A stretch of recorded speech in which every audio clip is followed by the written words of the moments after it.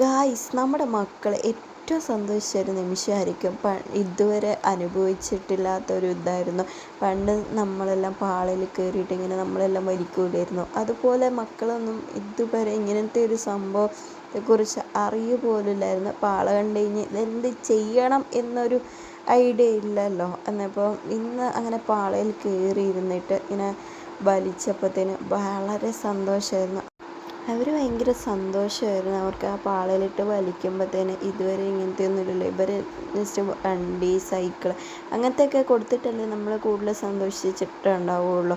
ഇതുപോലെ നമുക്ക് നമ്മുടെ അടുത്ത് തന്നെ കിട്ടുന്ന വളരെ സന്തോഷിക്കാൻ പറ്റിയ ഐറ്റംസ് ഒന്നും നമ്മളങ്ങനെ കൊടുക്കലൊന്നുമില്ലല്ലോ.